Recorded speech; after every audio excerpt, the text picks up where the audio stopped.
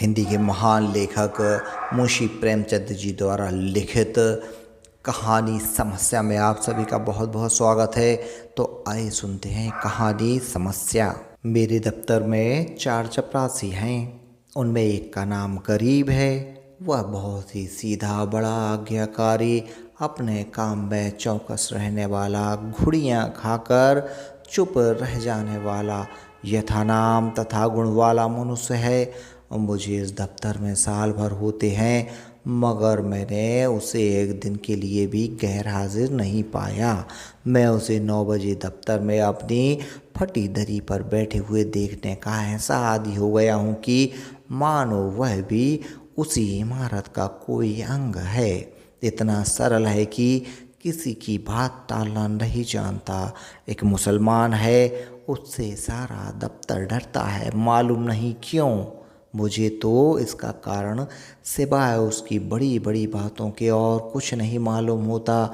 उसके कथनानुसार उसके चचेरे भाई रामपुर रियासत में काजी हैं, फूफा टोंक की रियासत में कोतवाल हैं। उसे सर्वसम्मति ने काजी साहिब की उपाधि दे रखी है। शेष 2 महाशय जाति के ब्राह्मण हैं। उनके आशीर्वादों का मूल्य उनके काम से कहीं अधिक है। ये तीनों कामचोर, गुस्ताख और आलसी हैं। कोई छोटा सा काम करने को भी कहिए तो बिना नाक मुँह सिकोड़े नहीं करते। क्लर्कों को तो कुछ समझते ही नहीं, केवल बड़े बाबू से कुछ दबते हैं। यद्यपि कभी कभी उनसे झगड़ बैठते हैं, मगर इन सब दुर्गुणों के होते हुए भी दफ्तर में किसी की मिट्टी इतनी खराब नहीं है जितनी बेचारे गरीब की। तरक्की का अवसर आया है तो ये तीनों मार ले जाते हैं। गरीब को कोई पूछता भी नहीं और सब 10-10 पाते हैं। वह अभी 6 ही में पड़ा हुआ है। बहुत से शाम तक उसके पैर एक क्षण के लिए भी नहीं टिकते। यहाँ तक कि तीनों चपरासी उस पर हुकूमत जताते हैं और ऊपर की आमदनी में तो उस बेचारे का कोई भाग ही नहीं। तिस पर भी दफ्तर के सब कर्मचारी, दफ्तरी से लेकर बाबू तक, सब उससे चिढ़ते हैं। उसकी कितनी ही बार शिकायतें हो चुकी हैं, कितनी ही बार जुर्माना हो चुका है और डांट डपट तो नित्य ही हुआ करती है। इसका रहस्य कुछ मेरी समझ में ना आता था। हाँ, मुझे इस पर दया अवश्य आती थी और अपने व्यवहार से मैं यह दिखाना चाहता था कि मेरी दृष्टि में उसका आदर अन्य चपरासियों से कम नहीं। यहाँ तक कि कई बार मैं उसके पीछे अन्य कर्मचारियों से लड़ भी चुका हूँ। एक दिन बड़े बाबू ने गरीब से अपनी मेज साफ करने को कहा। वह तुरंत मेज साफ करने लगा। दैवयोग से झाड़न का झटका लगा तो दवात उलट गई और रोशनाई मेज पर फैल गई। बड़े बाबू यह देखते ही जामे से बाहर हो गए। उसके दोनों कान पकड़कर खूब ऐंठे और भारतवर्ष की सभी प्रचलित भाषाओं से दुर्वचन चुन चुन कर उसे सुनाने लगे। बेचारा गरीब आंखों में आंसू भरे चुपचाप मूर्तिवत खड़ा सुनता था, मानो उसने कोई हत्या कर डाली हो। मुझे बड़ी बाबू का जरा सी बात पर इतना भयंकर रौद्र रूप धारण करना बुरा मालूम हुआ। यदि किसी दूसरे चपरासी ने इससे भी बड़ा कोई अपराध किया होता तो भी उस पर इतना वज्र प्रहार ना होता। मैंने अंग्रेजी में कहा, बाबू साहब, आप यह अन्याय कर रहे हैं। उसने जानबूझकर तो रोशनाई गिराई नहीं। इसका इतना कड़ा दंड अनुचित और पराकाष्ठा है। बाबूजी ने नम्रता से कहा, आप इसे जानते नहीं, बड़ा दुष्ट है। मैं तो इसकी कोई दुष्टता नहीं देखता। वो बोले, आप अभी इसे जानते नहीं, एक ही पाजी है। इसके घर 2 हलों की खेती होती है, हजारों का लेन देन करता है, कई भैंसें लगती हैं। इन्हीं बातों का इसे घमंड है। घर की ऐसी दशा होती तो आपके यहाँ चपरासी क्यों करता, यह मैंने कहा। विश्वास मानिए, बड़ा पौड़ा आदमी है और भला का मक्खी चूस। यदि ऐसा ही है तो भी कोई अपराध नहीं। बड़े बाबू बोले, अजी अभी आप इन बातों को नहीं जानते, कुछ दिन और रहिए तो आपको स्वयं मालूम हो जाएगा कि यह कितना कमीना आदमी है। एक दूसरे महाशय बोल उठे, भाई साहब इसके घर मानो दूध दही होता है, मटर टमाटर ज्वार चने होते हैं, लेकिन इसकी कभी इतनी हिम्मत ना हुई कि कभी थोड़ा सा दफ्तर वालों को भी दे दे। यहाँ इन चीज़ों को तरस कर रह जाते हैं तो फिर क्यों ना जी जले। और यह सब कुछ इसी नौकरी की बदौलत हुआ है, नहीं तो पहले इसके घर में भूनी भांग ना थी।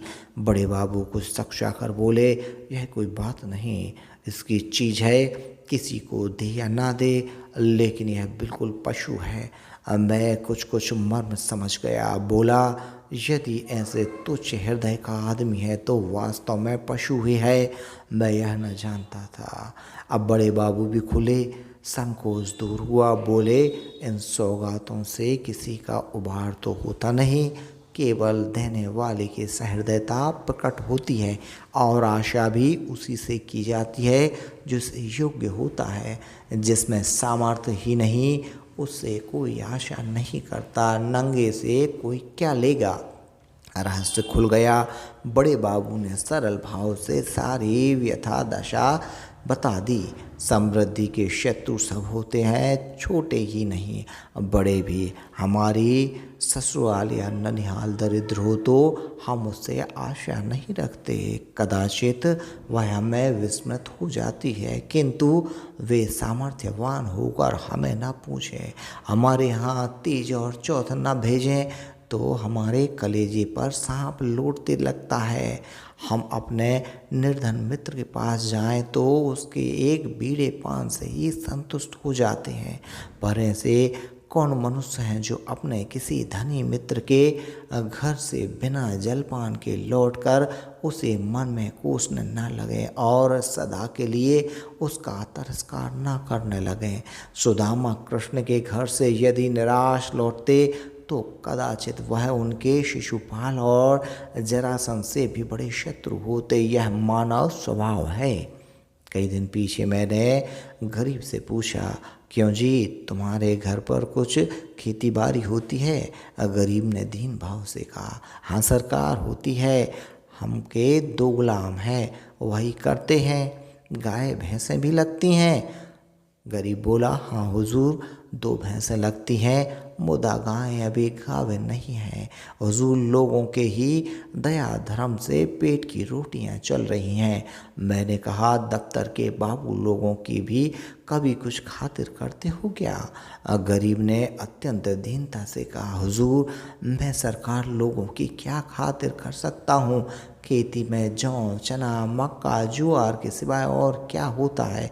आप लोग राजा हैं, यह मोटी झोंटी चीज़ें किस मुँह से आपको भेंट करूं? जी डरता है कहीं कोई डांट ना बैठे कि इस टके के आदमी की इतनी मजाल, इसी के मारे बाबूजी याब नहीं पड़ता, नहीं तो दूध दही की कौन बिसात थी। महलायक बीड़ा तो होना चाहिए, भला एक दिन कुछ लाके तो देखो। देखो लोग क्या कहते हैं, शहर में यह चीज़ें कहाँ मयसर होती हैं। इन लोगों का जी कभी कभी मोटी झोंटी चीज़ों पर चला करता है।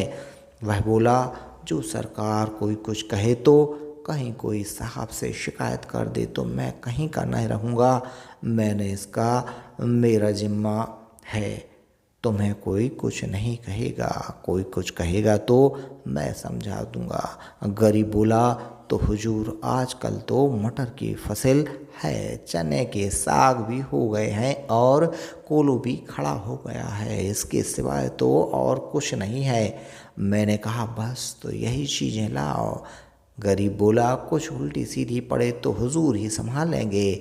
मैंने कहा, हाँ जी, यह तो दिया कि मैं देख लूँगा। दूसरे दिन गरीब आया तो उसके साथ 3 हष्टपुष्ट युवक भी थे। 2 के सिरों पर टोकरियाँ थीं, उसमें मटर की फलियाँ भरी थी। एक के सिर पर मटका था, उसमें ऊख का रस था। तीनों ऊख का एक एक गट्ठर कांख में दबाए हुए थे। गरीब आकर चुपके से बरामदे के सामने पेड़ के नीचे खड़ा हो गया। दफ्तर में आने का उसे साहस नहीं होता था। मानो कोई अपराधी वृक्ष के नीचे खड़ा था कि इतने में दफ्तर के चपरासी और अन्य कर्मचारियों ने उसे घेर लिया। कोई ऊख लेकर चूसने लगा। कई आदमी टोकरी पर टूट पड़े। लूट मच गई। इतने में बड़े बाबू दफ्तर में आ पहुंचे। यह कौतुक देखा तो उच्च स्वर से बोले, यह क्या भीड़ लगा रखी है, अपना अपना काम देखो। मैंने जाकर उनके कान में कहा, गरीब अपने घर से यह सौगात लाया है, कुछ आप ले लीजिए, कुछ इन लोगों को बांट दीजिए। बड़े बाबू ने कृत्रिम क्रोध धारण करते हुए कहा, क्यों गरीब, तुम ये चीज़ें यहाँ क्यों लाए? अभी ले जाओ, नहीं तो मैं साहब से रपट कर दूंगा। कोई हम लोगों को मलूका समझ लिया है क्या? गरीब का रंग उड़ गया, थर थर काँपने लगा, मुँह से एक शब्द भी न निकाला। मेरी ओर अपराधी नेत्रों से ताकने लगा। मैंने उसकी ओर से क्षमा प्रार्थना की। बहुत कहने सुनने पर बाबू साहब राजी हुए। सब चीज़ों में से आधी आधी अपने घर भिजवाएं, आधी में अन्य लोगों के हिस्से लगाए गए। इस प्रकार यह अभिनय समाप्त हुआ। अब दफ्तर में गरीब का नाम लोग सम्मान से लेने लगे। उसे नित्य घुड़कियाँ ना मिलती, दिन भर दौड़ना ना पड़ता, कर्मचारियों के व्यंग्य और अपने सहयोगियों के कटु वाक्य न सुनने पड़ते। चपरासी लोग स्वयं उसका काम कर देते। उसके नाम में भी थोड़ा सा परिवर्तन हुआ। वह गरीब से गरीब दास बना। स्वभाव में कुछ तब्दीली पैदा हुई। दीनता की जगह आत्मगौरव का उद्भव हुआ। तत्परता की जगह आलस्य ने ली। वह अब कभी देर करके दफ्तर आता, कभी कभी बीमारी का बहाना करके घर बैठा रहता। उसके सभी अपराध अब क्षम्य थे। उसे अपनी प्रतिष्ठा का गुर हाथ लग गया था। अब वह 10वें 5वें दिन दूध दही लाकर बड़े बाबू को भेंट किया करता। देवता को संतुष्ट करना सीख गया। सरलता के बदले अब उसमें कायापन आ गया। एक रोज बड़े बाबू ने उसे सरकारी फार्मों का पार्सल छुड़ाने के लिए स्टेशन भेजा। कई बड़े बड़े पुलिंदे थे। ठेले पर आए। गरीब ने ठेले वाले से 12 आने मजदूरी तय की थी। जब कागज दफ्तर गए तो उन्हें बड़े बाबू से 12 आने पैसे ठेले वाले को देने के लिए वसूल किए। लेकिन दफ्तर से कुछ दूर जाकर उसकी नीयत बदली। अपनी दस्तूरी मांगने लगा। ठेला वाला राजी ना हुआ। इस पर गरीब ने बिगड़कर सब पैसे जेब में रख लिए और धमका कर बोला, अभी कौड़ी भी ना दूंगा, जाओ जहाँ चाहे फरियाद करो, देखें क्या बना लेते हो।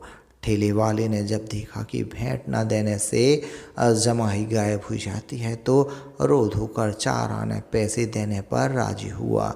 गरीब ने अठन्नी उसके हवाले की 12 आने की रसीद लिखाकर उसके अंगूठे के निशान लगवाए और रसीद दफ्तर में दाखिल हो गई।